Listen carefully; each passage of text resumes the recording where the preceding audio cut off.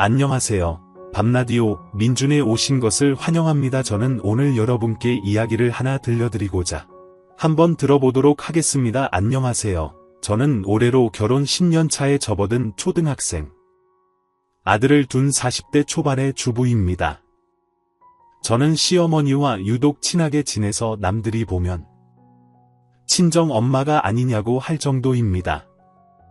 저에게는 정말 고마운 분이시거든요. 하지만 저와 시어머니의 사이를 못마땅하게 여기는 방해꾼 때문에 제 결혼 생활 10년은 암흑 같았습니다. 어린 시절을 떠올리면 하루도 행복했던 적이 없었던 것 같습니다. 늘 표정이 어두웠고 주눅이 들어 친구들과도 잘 어울리지 못했습니다. 공사장에서 일하시던 아빠는 제가 6살 때 현장에서 사고로 돌아가시고 원래 몸이 약하셨던 엄마는 그 충격으로 더욱 악화돼 하루 종일 집에서 누워 지내셨습니다. 외할머니가 식당 일을 하시며 저를 키우고 엄마 간호까지 하셔야 했습니다. 어린 마음에 외할머니가 고마워서 어깨와 다리를 주물러 드렸어요. 외할머니는 저에게 엄마나 다름없었습니다. 엄마는 근육이 굳는 희귀병으로 오랜 투병 끝에 제가 17살 때 하늘나라로 떠났습니다. 외할머니도 어느새 80이 넘으셔서 식당 일을 못하시고 파지를 주워서 겨우 끼니만 해결할 정도였고 생활비는 턱없이 부족했습니다. 저는 학교가 끝나면 식당에서 아르바이트를 하며 공부보다는 돈 버는 게 우선이었습니다. 그래도 할머니가 계셔서 얼마나 든든했는지 모릅니다. 몸이 녹초가 되어 밤늦게 집에 들어가면 외할머니가 다정하게 맞아주셨어요. 아유, 우리 강아지. 왔어. 배고프지? 얼른 밥 먹어. 오늘도 고생했어. 우리 강아지, 나 오늘 무지무지 고생 많이 했어. 할머니, 나 어깨가 안 올라가는 것 같아. 설거지가 어찌나 많은지 해도 안 끝나는 거야. 저는 그렇게 할머니만 보면 조잘조잘 이야기 보따리를 풀어놓으며 어리광을 부렸어요. 그러면 할머니는 제 어깨를 주물러주며 호하고 불어주셨어요. 할머니 손이 약손인 거 알지? 호 할머니 입김 불어넣으니까 금세 나을 거야.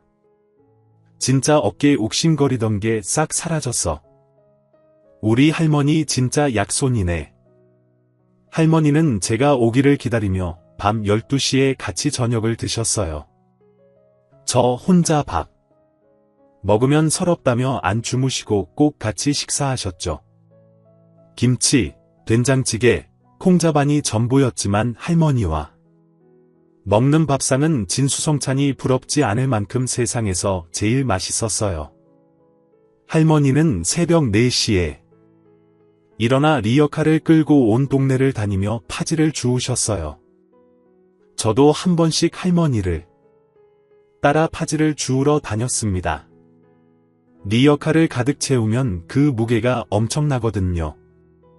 그렇게 몇 년을 힘들게 일하시다 보니 언젠가부터 할머니는 허리와 무릎 관절이 안 좋아져서 수술까지 해야 할 정도로 심각해졌습니다.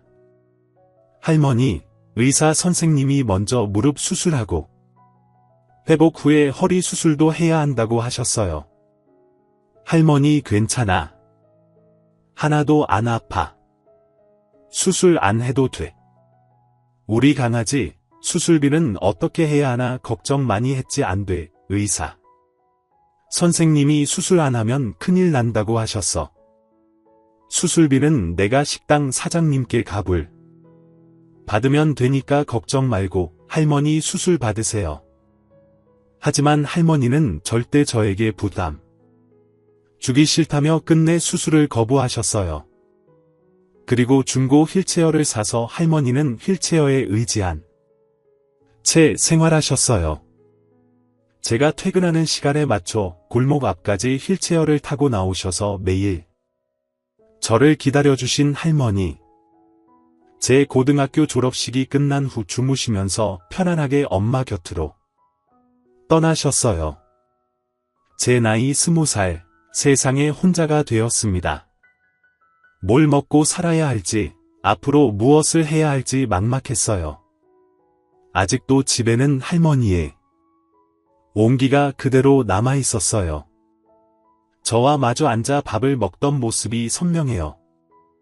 혼자 밥 먹을 때마다 할머니 생각에 저는 오열했어요. 한동안 밥도 안 먹고 집에 가만히 누워 있기만 했어요.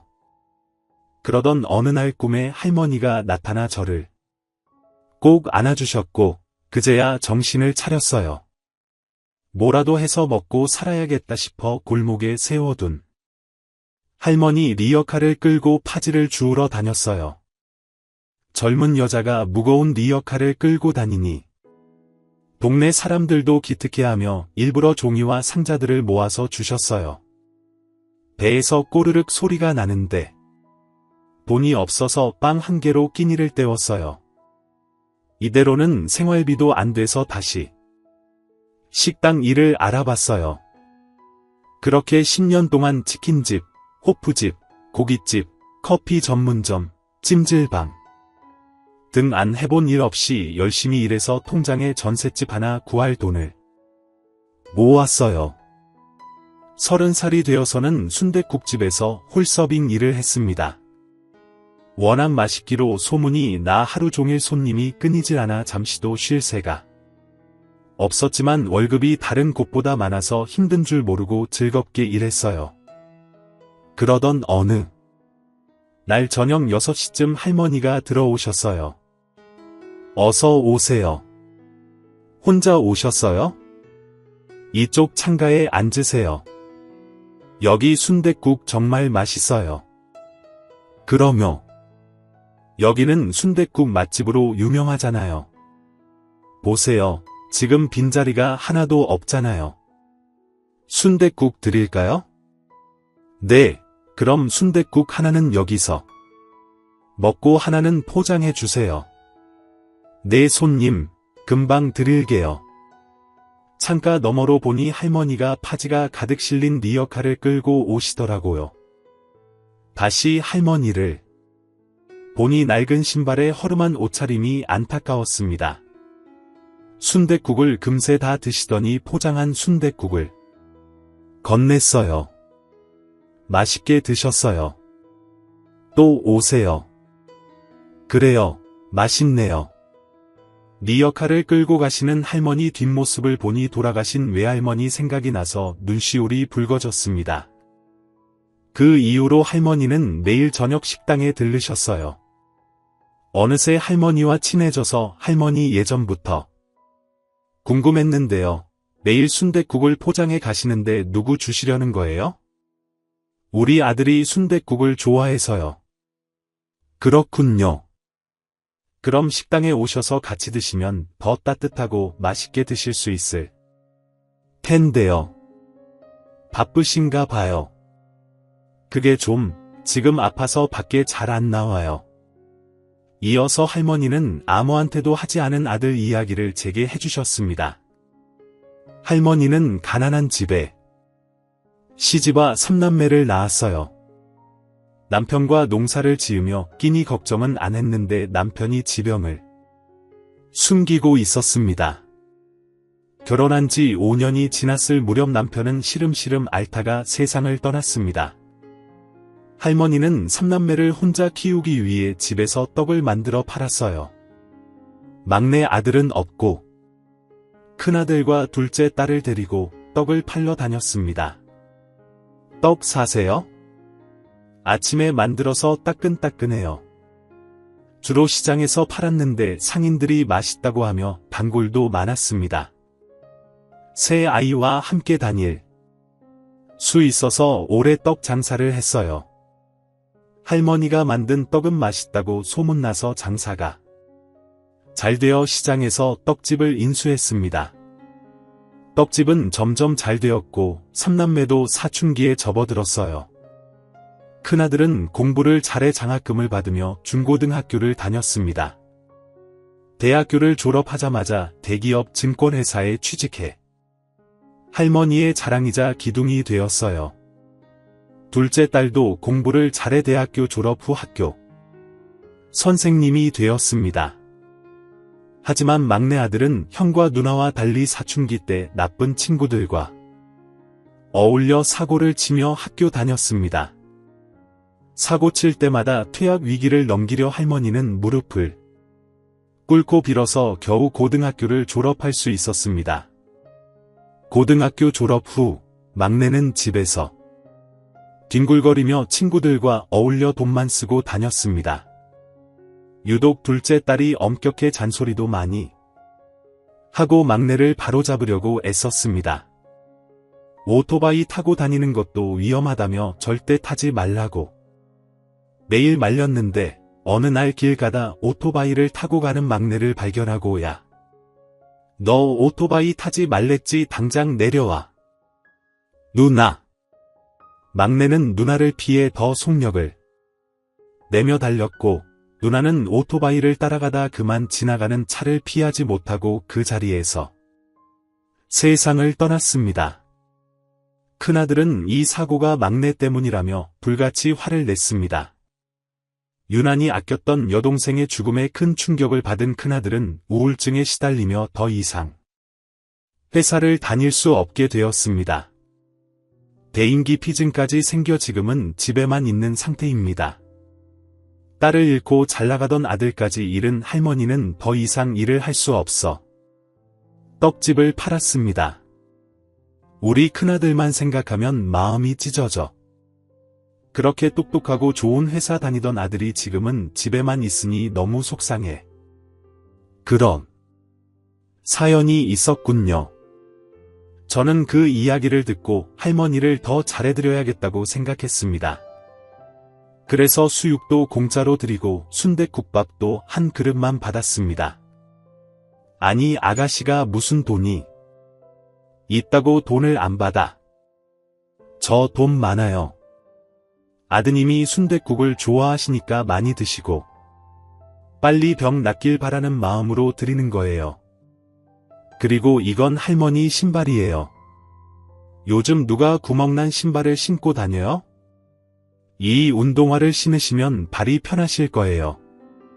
저희 외할머니도 파지 줍던 분이라 할머니를 보면 돌아가신 외할머니 생각이 나서 더 잘해드리고 싶어요. 아유 그랬구나. 외할머니와 애틋했던가 보구먼.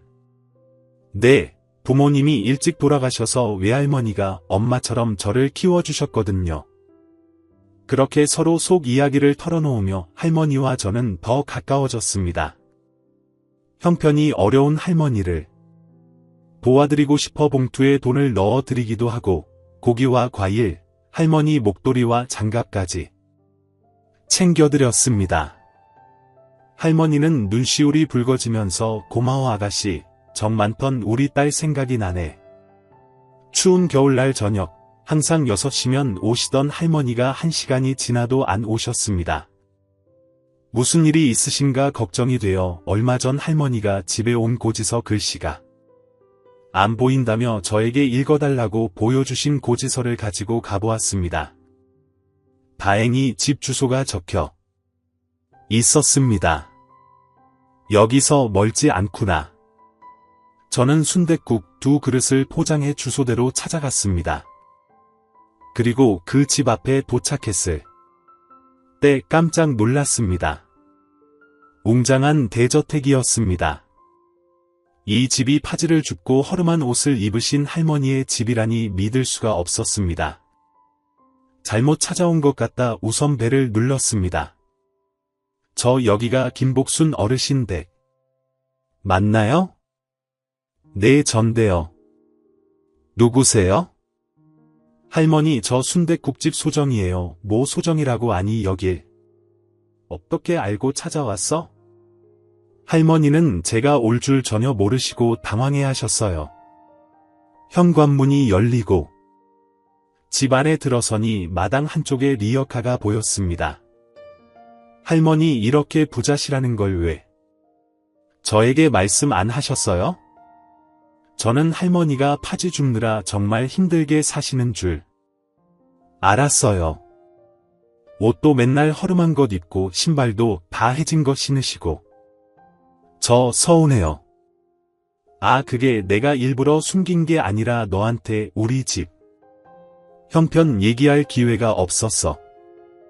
그리고 난 원래부터 힘들게 자라서 지금도 돈 한 푼 아끼려고 절약하면서 살고 있어. 옷이나 신발 같은 데는 돈을 안 써.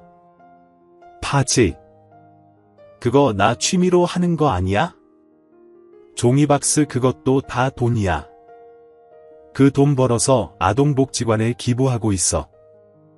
그러시군요. 저는 부자가 심심해서 서민인 척하는 줄 알고 오해했네요. 죄송해요, 할머니. 아니다. 이건 순댓국이야. 아유, 마음씨도 곱지. 나 밥 굶을까봐 이거 싸왔구나. 고맙다. 우리 아들도 좋아하겠네. 참, 온 김에 우리 아들도 인사해. 네, 아드님도 뵙고 싶었어요. 순댓국을 그렇게 좋아하신다니 정말 궁금했거든요. 아들 방은 2층 복도 끝쪽에 있었습니다. 승원아, 누가 왔는데 잠깐 인사할 수 있니? 내가 좋아하는 순댓국집 아가씨야. 내가 요 며칠 식당에 안 가서 걱정돼서 왔어. 문 열어주겠니? 문이 열리며 아들이 저에게 고개만 숙여 인사했습니다. 안녕하세요. 할머니께 말씀 많이 들었어요. 저는 이소정이라고 합니다. 아드님 성함은 어떻게 되세요? 박수. 그러면서 제 눈을 못 마주치고 고개를 푹 숙이더라고요.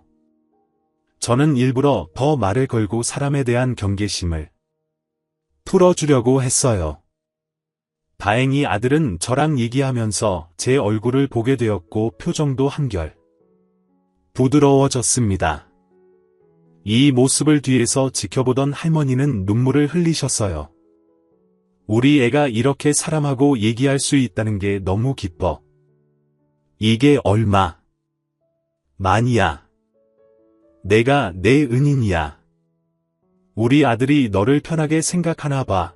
그러면서 할머니는 저에게 일주일에 한두 번씩 집에 들러서 아들과 얘기 나눌 수 있냐며 부탁하셨고, 저는 흔쾌히 수락했습니다. 그렇게 몇 달 동안 저는 아들과 시간을 보냈고, 남자의 우울증 증세는 좋아졌습니다. 그러면서 우리는 서로에게 호감을 가지게 되었고 결혼을 하게 됐습니다. 시어머니는 항상 제게 폐인이 된 아들을 다시 세상 밖으로 나오게 해줘서 고마워하셨어요. 결혼 후 남편은 다시 증권회사에 취직했습니다. 워낙 유능하기로 소문이 나서 서로 스카우트하려고 할 정도였습니다. 시어머니는 정말 제 손에 물 한 방울 안 묻히게 저를 잘 돌봐주셨습니다. 저도 시어머니를 저희 엄마 외할머니처럼 생각하며 서로 챙겨주고 의지했습니다. 그리고 이 집이 골칫덩어리인 시동생은 결혼식에서 처음 만날 수 있었습니다. 전국을 돌아다니며 집에도 잘 오지 않던 시동생은 그 사이 여자를 만나서 일방적으로 어머니께 결혼식 날짜만 통보했습니다. 그래도 며느리인데 어머니나 저와 남편에게 소개도 안 시켜주고 결혼식을 올렸던 거죠. 결혼식 후에야 제대로 저희 식구들은 동서를 찬찬히 볼 수 있었습니다. 동서는 이제 25살로 말투미와 옷차림은 더 어려 보였어요. 그래, 우리 기훈이하고는 어떻게 만나게 되었어? 예요. 클럽에서 만났어요. 몇 번 만나다 보니 자기 집 돈 많다면서 자기랑 결혼해서 팔자 고치라고 하더라고요. 그래서 통장 보여달라고 했더니 진짜 돈이 많더라고요. 그래서 결혼했어요. 저도 부자 남자 만나서 결혼하는 게 로망이었거든요. 그럼 돈 보고 결혼한 거야? 언니 그렇게 말하면 섭하죠. 기훈 씨가 좀 잘생겼잖아요. 그리고 생각보다 순진하고 착한 구석이 있어서 결혼해도 되겠다 싶었죠. 둘째야 아무리 어려도 격식과 도리는 차려야 하는 법이야. 형님한테 언니가 뭐니? 앞으로 형님이라고 부르고 말투도 이제 결혼한 주부니까 조신하게 쓰고 행동도 신경 써. 그럼 이제 두 사람 뭐 먹고 살려고. 둘 다 직업이 없는데 엄마. 그래서 내가 알아봤거든. 요즘 골프가 핫하잖아. 경기도 인근에 골프장 하나가 나왔더라고. 그거 하면 진짜 대박 날 거야. 그건 확실히 알아본 거야? 너가 그동안 사업한다고 말아먹은 게 몇 개야? 휴대폰, 대리점, 편의점, 주유소, 노래방. 아유, 다 기억도 못하겠다. 이번엔 확실해. 그럼 엄마 걱정 마. 이제 나도 결혼했고 철없이 안 그래. 이번 주 토요일에 계약하기로 했으니까 돈 마련해 주면 돼. 계좌번호 문자로 보내줄게. 서방님 이런 큰 돈 드는 일을 어머니와 상의도 안 하고 혼자서 결정해서 돈만 달라는 건 아닌 것 같아요. 결혼식도 혼자서 일방적으로 하시고 가족들과 미리 의논하셨으면 좋겠어요. 이봐요. 형수도 이 집 재산 보고 결혼한 거잖아요.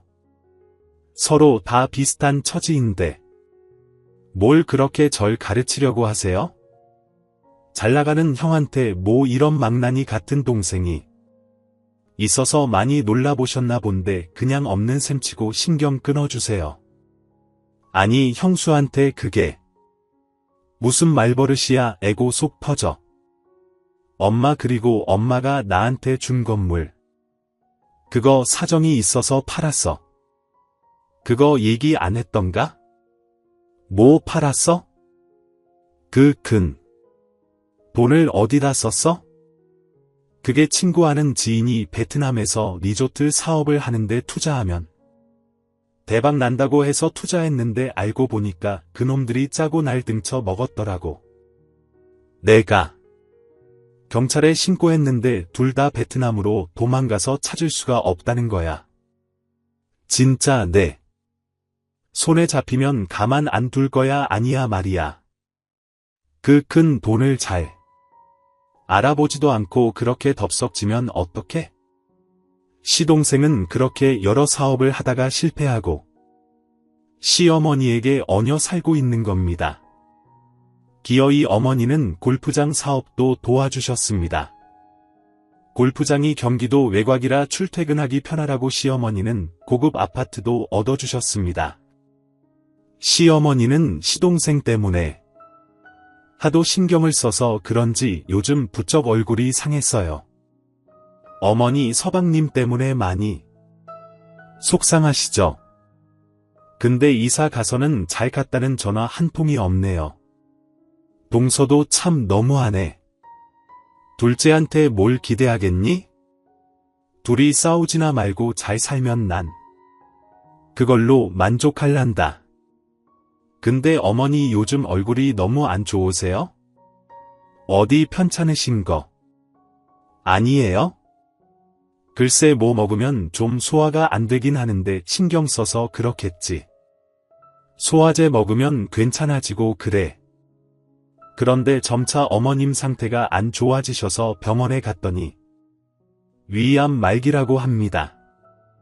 저는 어머니를 부둥켜 안고 한참을 울었습니다. 오히려 어머님이 절 위로합니다. 괜찮아. 요즘은 암이라고 다 죽는 게 아니야. 나 열심히 치료받아서 꼭 나을 거야. 걱정 마라. 어머니가 암 판정을 받았다는 소식을 전화로 동서에게 전했습니다. 동서 어머님 위암 말기 판정 받으셨어? 서방님하고 같이 이번 주 주말에 집에 들러. 아마마마마 그렇게 건강하시더니 어머니 불쌍해서 어떡해요. 근데 형님 저 이번 주말에 중요한 약속이 있어서 못 갈 것 같아요. 무슨 약속? 어머님이 편찮으신데 다른 중요한 게 뭐가 있어?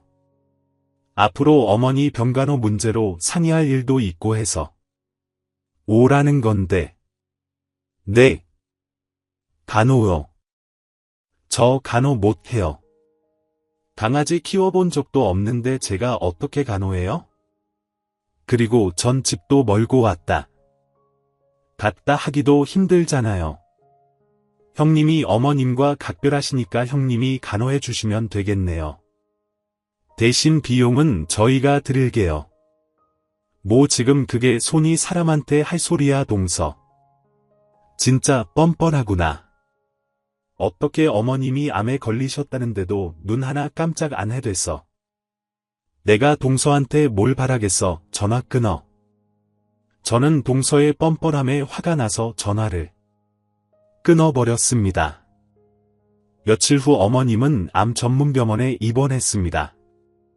전 하루 종일 어머니 곁을 지키며 얼굴과 몸도 닦아드리고 식사도 챙겨드렸어요. 저녁에는 한 번씩 남편이 퇴근하고 와서 교대를 해줘서 한숨 돌릴 수 있었습니다. 얼마 후 병세가 악화되어서 항암 치료를 시작했습니다. 약 때문에 어머니는 구역질을 하며 식사를 거의 못할 정도로 힘들어했어요. 그리고 병원에서는 더 이상 치료할 수가 없어서 집으로 왔습니다. 어머니 화장실 갈 때도 부축하고 씻기고 식사하실 때 손에 힘이 없어서 잘 못 드셔서 직접 수저로 입에 넣어드려야 했습니다. 점점 기력이 없으시더니 이제 자리에서 일어나는 것조차 힘들어해서 기저귀를 차고 볼 일을 해결해야만 했습니다. 첫째야, 내가 너한테 면목이 없다. 너한테 똥기저귀까지 갈게 하고 내가 빨리 죽어야 할 텐데. 어머니 그런 소리 하지 마세요. 저희 외할머니가 돌아가시기 전에 몸이 편찮으셔서 제가 간호를 해드렸거든요. 저희 할머니 생각도 나고 저 하나도 안 힘드니까 어머니 절대 저한테 부담 준다 그런 생각하시면 안 돼요. 어머님이 저 친딸처럼 생각해 주시는데 딸이 어머니 병수발 드는 거 당연하죠. 그렇게 생각해 주니 정말 고맙다. 요즘 세상에 너 같은 며느리가 어디 있니? 너가 복덩이야. 그런데 어머님이 이렇게 암투병 중임에도 시동생과 동서는 코빼기도 안 보여서 정말 화가 나더라고요. 어머님, 서방님과 동서 너무한 거 아니에요? 어머니 아프신데 어떻게 한 번을 안 올 수가 있는 거죠? 제가 전화해서 오라고 해야겠어요? 아니야. 내가 지금 전화할게. 나도 안 그래도 괘씸해서 생각하고 있었어. 그러고 어머님은 동서한테 전화를 합니다. 둘째, 너 얼굴 까먹겠다. 안녕하셨어요? 어머니 몸은 좀 어떠세요? 넌 내가 죽든 말든 관심도 없잖아. 어떻게 한 번을 안 찾아올 수가 있어? 저도 가려고 했는데 매번 일이 생겨서 그리고 형님이 옆에서 잘 간호해 주셔서 안심이 푹 뜨니까 안 찾아뵌 거죠. 말은 청산유수네. 내가 이제 얼마 못 살 것 같다 할 얘기가 있으니까 둘째랑 같이 오늘 집에 들러라. 어머니의 호출로 그날 저녁 시동생과 동서가 왔습니다. 저와 남편까지 안방에 다 모이게 하고 시어머니가 힘없는 목소리로 말씀하십니다. 의사가 내가 앞으로 많이 살아봐야 3개월이래.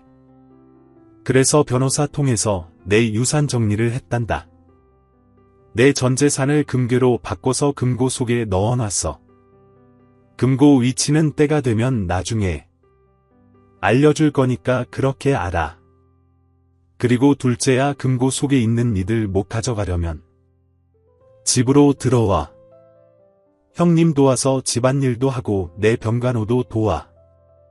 형님 말 잘 들으면 너 목도 더 챙겨줄 거니 명심해. 금고에 금괴가 가득하다는 거죠.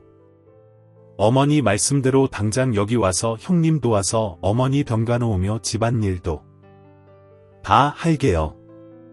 시어머니가 동서를 집으로 들어오라는 데에는 다 이유가 있었습니다. 그동안의 시댁 일이라면 나 몰라라 하는 동서를 제대로 교육시키려는 거였어요. 첫째야, 너 혼자만. 맨날 전전긍긍 힘들었는데 그동안 둘째한테 너가 많이 서운하고 화났던 거 이번 참에 제대로 혹독하게 가르쳐 나 떠나면 너가 이 집 기둥인 거야. 아, 네.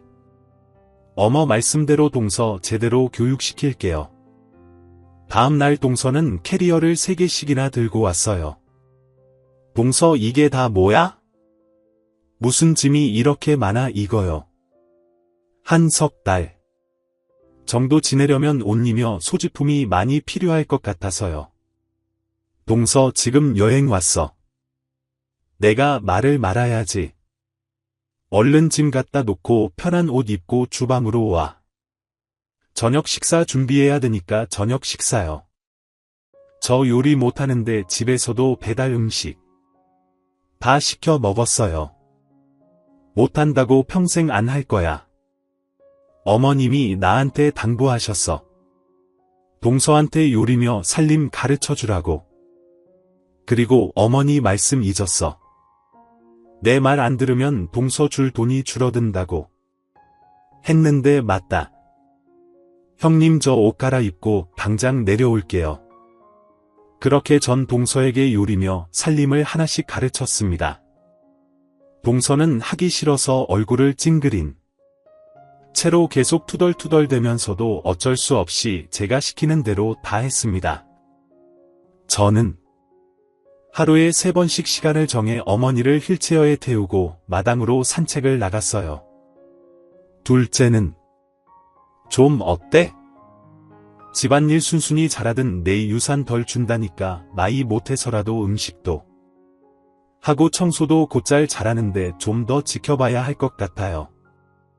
저렇게 해봐야 너가 얼마나 힘들었는지 알게 되지. 일 많이 시켜. 하지만 동서는 제 앞에서는 일 열심히 하는 척하고 혼자 있을 때는 일하기 싫어서 빨래할 때 세제도 안 넣고 세탁기 돌리고 요리하다가 바닥에 음식이 흐르면 그걸 그대로 주워서 음식 안에 섞기도 했어요. 아 진짜 짜증내. 내가 왜 이런 걸 하고 있는 거야? 그렇게 투덜투덜대며 대충 살림하는 척하고 있었고 시어머니는 그 모습을 몰래 다 지켜보고 있었습니다. 그러던 어느 날 제가 마트에 간 뒤 동서는 주방에서 시동생과 전화통화를 했습니다. 자기야, 나 너무 힘들어. 형님이 나 무슨 하녀 부리듯 일 다 시키고 어머니 병간호도 내가 다 해. 뭐 형수 안 되겠네. 내가 가서 한마디 할까? 절대 형님 자극하면 안 돼. 나도 확대 들고 싶다가도 어머니가 그러면 유산 안 준다 해서 지금 꾹 참고 있는 거잖아. 그나저나 어머니 빨리 돌아가시겠지. 나 하루라도 빨리 이곳에서 탈출하고 싶어. 여기 지옥이야. 조금만 참아. 병원에서 3개월이라 했으니까 얼마 안 남았잖아. 자기가 조금만 고생하면 그 재산 다 우리 거라고. 맞아. 그 돈 다 우리 거지. 빨리 3개월이 갔으면 좋겠다. 이때 어머님이 목이 말라서 주방으로 왔다가 우연히 이 통화를 듣게 되었습니다. 어머니는 큰 충격을 받고 그 자리에서 털썩 주저앉았습니다. 저런 못된 것 같으니 내가 빨리 죽었으면 좋겠다고. 며느리는 그렇다 치고 어떻게 기운이 마저 자기 엄마더러 빨리 죽으라니 괘씸한 것들. 그리고 며칠 후 갑자기 시동생이 찾아왔습니다. 엄마 나왔어. 형수 잘 지냈어요. 형수님 어머니 간호하시느라 우리 집사람 살림 가르치느라 고생 많으시죠. 갑자기 저한테 친절하게 대하는 게 낯설었습니다. 아니에요. 골프장은 잘 되세요? 골프장 저 실은 그것 때문에 왔는데 골프장이 또 왜? 골프장이 너무 잘 돼서 문제지? 그래서 골프장 안에 골프용품 같이 파는 골프샵을 같이 해보려고 창고 한 개 리모델링 공사를 했거든. 곧 잔금 처리를 치러야 하는데 돈이 부족해서 엄마가 좀 해줄 수 있어. 아니 서방님 지금 어머님 몸 상태 안 보이세요? 지금 식사도 겨우 하시고 앉으시기도 힘드셔서 누워 계시는데 그런 분한테 돈 달라니요. 언제까지 어머니 등골 빼먹고 사실 건데요. 진짜 너무하세요. 비야 너 나 죽으면 어쩌려고. 그래 내가 너를 이렇게 망나니로 만든 것 봤다. 내가 돈 없고 가난했으면 너가 이렇게 됐겠니. 다 이 애미 탓이야. 엄마 그 업체 사장이 완전 깡패야. 이번 주말까지 돈 안 가져오면 우리 골프장에 와서 깽판 치겠대. 엄마 나 지금 돈 급해. 이번이 정말 마지막이야. 마지막으로 한 번만 도와줘. 엄마 참 엄마가 어차피 내 몫으로 재산 상속해준다 했잖아. 그 금고 안에 있는 돈 미리 주면 되잖아. 엄마 그 금고 어디 있어? 그 금고는 나 죽으면 공개할 거다. 그전엔 절대 안 알려줘. 이제 엄마한테 돈 달라고 하지 마. 아니 어머니 없는 돈 달라는 것도 아니고 우리 목 달라는 건데 왜 못 주시겠다는 거예요. 저도 여기 와서 살림하고 어머니 간호하면서 할 만큼 했잖아요. 할 얘기 다 했으면 다들 나가. 나 피곤해서 자야겠다. 서방님은 밤 늦었으니까 돌아가세요.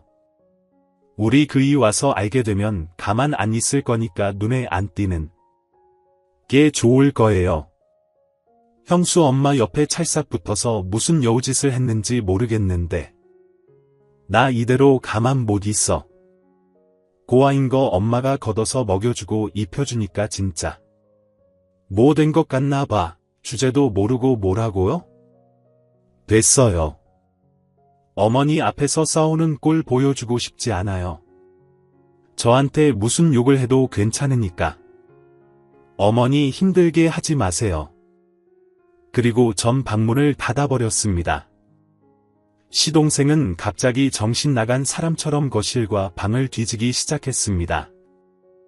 내가 그 금고 꼭 찾아낼 거야. 그냥 안 돌아가. 자기야 나도 금고 찾을게. 두 사람은 창고며 집안 곳곳을 샅샅이 뒤졌지만 금고를 찾을 수가 없었습니다. 자기야 혹시 마당에 있는 거 아닐까? 그래 그럴 수 있겠네. 두 사람은 마당으로 가서 후레쉬 불빛에 의지해 여기저기 찾아다녔지만 너무 어두워서 결국 찾아내질 못했습니다. 자기야 내가 틈틈이 어머니 지켜보면서 금고 위치 알아낼 테니까. 오늘은 일단 돌아가 돈은 사채라도 빌려야지. 어차피 곧 유산 받을 거니까. 내가 아는 사채업자 전화번호 알려줄게. 한번 만나봐. 자기가 사채업자도 알아? 응 그냥 아는 오빠야. 나 사실 자기한테 말 못했는데 술집에서 잠깐 일했었거든. 그때 몇백만 원 빌렸는데 사채 빚이 엄청 늘어나서 아직까지 못 갚고 있어. 나도 빨리 어머니 유산 받아서 그 빚 갚아야 해. 매일 전화로 나 괴롭히는데 정말 미칠 것 같아. 뭐 술집에서 일했다고 빚은 또 무슨 말이야? 잠깐 알바한 거야. 빚은 얼마 안 돼. 우악우악식이라 어떻게 날 속일 수 있어? 속이다니. 그냥 말을 못한 거지. 그나저나 당신 엄마 진짜 왜 그래? 아들이 죽게 생겼다는데 눈 하나 깜짝 안 하고 너나 나나 엄마 유산 없으면 끝장이네. 그렇게 한바탕 소동이 있은 후 며칠 후 시어머니가 저한테 하실 말씀이 있다고 합니다. 첫째야, 내가 이제 떠날 때가 된 것 같다. 이거 우리 딸이 내게 사준 목걸이인데 딸 죽고 하루도 이 목걸이를 뺀 적이 없었어. 나한테는 어떤 보석보다도 귀한 보물이야. 이제 이거 너한테 줄 때가 온 것 같아. 나 간호하느라 정말 고생 많이 했고 고마웠어. 이게 너한테 주는 마지막 유산이야. 내 어머니 이렇게 소중한 걸 주셔서 감사합니다. 그리고 금고 위치는 너한테만 말해줄게. 마당에 감나무 밑에 묻어놨어. 금고 안에 내 전 재산이 다 들어있으니까 나 죽으면 둘째한테 금고 위치 알려줘. 꼭 그렇게 해야 돼. 사실 암에 걸린 시어머니 기저귀까지 갈아주며 헌신하며 간호한 제겐 오래된 목걸이 하나만 주고 코빼기도 안 보인 동서에게 땅에 묻은 전 재산을 준다는 시어머니에게 좀 섭섭했습니다. 나 죽으면 이 목걸이 잘 봐야 해. 내 어머니 그렇게 할게요. 자꾸 돌아가신다는 말씀하지 마세요. 사실 저는 어머니 돈에는 관심이 없었습니다. 일찍 부모님 여의고 할머니 손에서 자란 고아나 다름없는 저를 딸처럼 아껴주시던 시어머니를 부모님처럼 의지하고 따랐기에 오직 어머니 건강 걱정밖에 없었으니까요. 형님, 어머니가 형님만 불러서 무슨 얘기했어요? 나한테만 금고 위치 알려주셨어. 진짜요? 어디 있어요? 아무리 찾아도 없더라고요. 어머님이 절대 알려주지 말라고 하셨어. 어머니 돌아가시면 알려주래. 그 금고 안에 어머니 전 재산이 들어있는데 그걸 다 서방님과 동서한테 주신다고 하셨어. 왜 대박 진짜 전 재산을 저랑 우리 자기한테 주신다고 했다고요? 뭐야? 옆에서 죽어라. 고생한 형님한테는 한 푼도 안 주신다는 거예요. 어머니 그렇게 안 봤는데 좀 야속하시네. 이제야 발 뻗고 잘 수 있겠다. 형님도 이제 그런 환녀 노릇 그만하세요. 어머니 마음속에는 둘째 아들밖에 없었네요. 노인네들 잘해줘봐야 속으로는 이렇게 딴 생각한다니까. 형님한테 뭐 준 거 없어요? 나한테는 돌아가신 따님 유품이라고 목걸이 주셔서 어디 봐요? 애게 겨우 이거요. 우리 어머니 그렇게 안 봤는데 진짜 정 없으시다. 빨리 이 기쁜 소식을 우리 자기한테 알려줘야겠다. 저기 놀라지 마. 어머님이 금고 안에 있는 전 재산을 우리한테 주신데 완전 대박이지. 진짜로 형하고 형수한테 준다는 거 잘못 들은 거 아니야? 형님이 직접 나한테 얘기해줬어. 형님한테는 달랑 낡은 목걸이 하나 줬어. 어머님이 속으로는 자기와 나를 좋아했던 거지. 역시 우리 엄마야. 내가 그렇게 돈 달라고 할 때는 없다고 매몰차게 하더니만 다 깊은 뜻이 있었구나. 그럼 나 사채 써서 빨리 공사대금 메꿔야겠네. 엄마 얼마 못 사시니까 재산 받으면 한 번에 싹 갚아버리면 되니까. 맞아. 지긋지긋한 내 빚 5억까지 싹 갚아버리자고. 당신 그래도 어머님이 갑자기 마음 변할지도 모르니까 지금처럼 엄마 기분 잘 맞춰주고 애교도 더 부리고 잘해. 걱정 마. 요리도 좀 배워서. 어머니 내가 만든 죽도 잘 드셔. 저는 이미 돈에 대해서는 포기해서 동서한테 시어머니가 전 재산을 물려준다는 말을 전달하면 어머니 살아계실 때라도 마음 편하게 가실 수 있게 잘하겠다는 생각에 미리 말을 한 겁니다. 동서 어머니한테 감사해 하면서 어머니 남은 시간 동안 편안하게 지낼 수 있게 잘해드려. 그러며 우리 오늘 어머니 모시고 꼭 구경 갈까요? 우리 집 앞 공원의 벚꽃이 정말 예쁘더라고요. 그래 날도 풀려서 어머니 잠깐 나가시는 건 괜찮을 거야. 어머니 꽃 좋아하시잖아. 시어머니는 마당을 보면서 한숨을 쉬시고 계시더라고요. 그리고 목걸이를 준 그날 이후로 저만 보면 무슨 말을 하려다가 참고 눈물을 글썽글썽 하시더라고요. 어머니 저한테 무슨 하실 말씀이라도 있으세요? 아니다. 첫째야 그 목걸이 잘 갖고 있지 나 죽으면 목걸이 잘 살펴봐야 해. 네 알았어요. 어머니가 지금 목걸이 꺼내보지 말라 해서 케이스 그대로 제 방에 두고 목걸이 안 보고 있어요. 참 어머니 동서가 어머니 꽃 좋아하신다고 집 앞 공원에 산책가자고 하네요. 어머니 계속 집에만 계셨는데 같이 나가세요. 둘째는 됐다. 너랑만 나갈 거야 동서 얘기를 꺼내자마자 어머니 표정이 굳어지시는데 전 의아했어요. 전 재산을 동서와 서방님한테 준다는 건 그만큼 믿고 좋아하는 줄 알았는데 왜 저러시는지 이해가 안 됐어요. 동서는 집에 있어야겠어.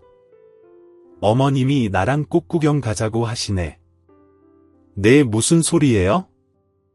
어머님이 날 끔찍이 좋아하시는데 어머니 저랑 나가고 싶으신 거잖아요. 넌 집에 있거라. 네 뭐 그럴 수도 있죠. 그럼 어머니 좋아하시는 동태찌개 맛있게 끓여서 저녁 준비해 놓을게요. 다녀오세요. 동서는 예전과 다르게 어머니한테 말대꾸도 안 하고 고분고분하더라고요. 어머니를 휠체어에 앉혀드리고 천천히 휠체어를 몰며 벚꽃길을 산책했습니다. 걷다 보니 예전에 어머니 처음 만났을 때 추억이 생각나더라고요. 어머니 지금도 순댓국 좋아하세요. 내일 저희 가게에 오셔서 순댓국 드시고 남편 거도 사 가셨잖아요. 그러게 내가 남편과 산 게 5년밖에 안 되었잖아. 시골이고 농사 짓느라 바쁘다 보니 외식 한 번 할 수가 없었거든. 근데 유독 큰아들 승훈이를 예뻐해서 승훈이 생일날만 되면 승훈이와 나만 데리고 읍내로 나가서 순댓국을 사줬어. 승훈이가 그걸 얼마나 맛있게 잘 먹던지. 승훈이도 순댓국만 보면 아빠 생각이 난다 하더라고. 나도 그래 순댓국만 보면 남편이 떠오르면서 힘들고 울고 싶을 때 그거 먹으면 힘이 났었어. 그런 사연이 있었군요. 첫째야 유산 안 물려준다고 나 원망하지 말고 나 없더라도 우리 승훈이 잘 부탁해. 어머니 저 그런 속물 아니에요. 오늘 나온 김에 순댓국 먹을까요? 그래. 오랜만에 순댓국 먹자구나. 근처 순댓국집에 들어가서 순댓국을 먹는데 어머니는 계속 제 얼굴을 보며 눈물을 흘렸어요. 저는 억지로 눈물을 참았어요. 어머니가 가실 날이 얼마 남지 않았다는 직감이 들었습니다. 그렇게 시어머니는 벚꽃이 흐드러지게 핀 봄날에 저희 곁을 떠났습니다. 장례를 치르자마자 동서와 시동생은 제게 다급하게 형님, 이제 금고 위치 알려주셔야죠. 엄마가 금고 어디 있다고 하는 거예요? 야 어머니. 장례 치른 지 하루도 안 지났는데 지금 금고 타령이야. 너 미쳤어 괜히. 나한테 화풀이야. 형한테 엄마가 한 푼도 안 남겨줘서 화난 거잖아. 그러게 평소에 엄마한테 좀 잘하지 그랬어. 뭐 이 자식이 엄마가 아프신 거 다 너 때문이야. 학교 다닐 때부터 맨날 사고나 치고 지 앞가름도 못해서 맨날 엄마한테 손 벌리고 식중이처럼 살았으면서 지금 너가 나한테 그런 소리 할 자격이나 있어. 내가 왜 이렇게 된 줄 알아? 엄마는 형이 장남이라고 형만 예뻐했어. 나는 뭘 하는지 관심도 없고 형이 공부 잘한다고 맛있는 것도 형만 주고. 나는 엄마의 따뜻한 사랑을 받아본 기억이 없어. 아마 그래서 나한테 미안해서 마지막으로 큰 선물을 주신 거겠지. 형님, 우리 급해요. 빨리 사채빚도 갚아야 하고 돈 쓸 데가 한두 군데가 아니에요. 빨리 말해주세요. 금고 어디 있어요? 금고 마당에 있는 감나무 밑에 묻어놓으셨대. 거기 파보면 돼. 아, 거기였구나. 내가 마당 다 찾아봤는데 거기만 못 봤네. 형수 고마워요. 자기야, 얼른 삽 가지고 와. 빨리 가서 봐보자. 엄마 그동안 모은 돈이 아마 100억은 될걸. 우리 땡 잡았어. 자기야, 시동생과 동서는 삽을 들고 나무 밑을 파기 시작했습니다. 어찌나 깊게 팠는지 한참을 파도 금고가 안 보였어요. 혹시 어머님이 거짓말한 거 아니야? 왜 금고가 안 보여? 엄마가 그런 걸로 속이지는 않아. 좀 더 파보자. 나 팔이 끊어질 것 같아. 자기야, 그럼 자기는 좀 쉬어. 나 혼자 파볼게. 그렇게 몇 시간을 땅을 팠고 마침내 뭔가가 보였습니다. 자기야, 여기 뭐가 있어? 시동생과 동서는 더 속도를 내서 땅을 파기 시작했고 땅 속에 묻혀진 그걸 보는 순간 충격에 휩싸였습니다. 그건 금고가 아니었고 비닐봉지에 쌓여진 USB였습니다. 뭐야? 이게 금고는 어디 있지? 자기야, 우선 이거 가져가서 보자. 집 안으로 들어와서 남편 노트북에 USB를 연결했습니다. USB에는 영상 파일 하나가 있었어요. 파일을 열어보니 시어머니 모습이 보였어요. 영상 속 어머님의 목소리가 들렸습니다. 둘째 며느리와 기훈나, 이 영상 보고 있니? 금고가 없어서 실망했지. 애초에 금고 따위는 없었어. 너희 둘 하도 괘씸해서 내가 거짓말한 거다. 내 유산 받으려고 나 빨리 죽기를 바랬던 너희들, 니들 전화통화하는 거다. 들었다. 둘째, 너는 집안일 돕는 척 연기했던 거 다 안다. 뒤에 가서는 짜증내고 어떻게든 유산 받으려고 나 속이느라 애썼다. 어떻게 인간의 탈을 쓰고 자기 엄마한테, 시어머니한테 그런 짓을 할 수가 있냐. 너희 둘한테는 내가 힘들게 모은 돈 한 푼도 못 주니까 오늘 이후로 형수와 형한테 절대 피 붙을 생각 말고 멀리 가서 살아. 자기 엄마, 형제도 모르는 못된 것들 같으니 정신 똑바로 차리고 살아. 첫째야, 너한테 재산 안 주고 목걸이만 줘서 많이 실망했지. 일부러 그렇게 한 거야. 그래야 저 못된 것들이 너 안 괴롭힐 테니까. 많이 서운했다면 정말 미안하다.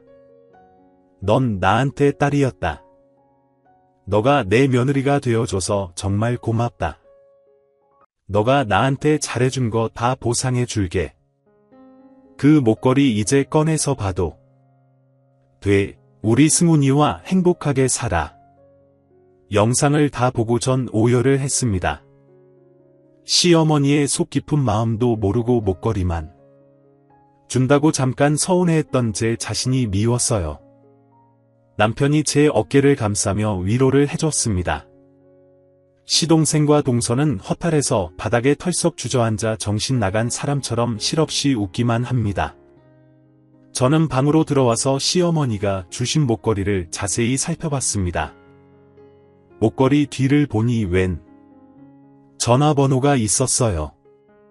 이게 무슨 번호지? 얼른 전화해봐. 전화를 걸었더니 변호사 사무실이었습니다. 변호사가 집에 찾아와 그간의 일을 설명해 주었습니다. 시어머님이 시한부 판정을 받은 날 변호사를 찾아와 모든 재산을 남편과 저에게 상속한다고 유언을 남겼다고 합니다. 어머님이 저희에게 남기신 유산이 100억이었어요. 시동생 부부 오는 바로 손절을 했는데 사채 빚을 못 갚아 골프장과 아파트까지 팔아서 빈털터리가 되었다는 소식을 들었습니다. 시어머니가 남기신 유산으로 저와 남편은 복지재단을 설립해서 부모 없고 힘들게 사는 청소년들을 돌보고 있습니다. 시어머니의 마지막 선물이었던 목걸이가 제 인생을 바꿔놓았던 거죠. 저희 긴 얘기 이제 마무리하려고 합니다. 제 이야기를 들어주신 모든 분들께 감사드립니다.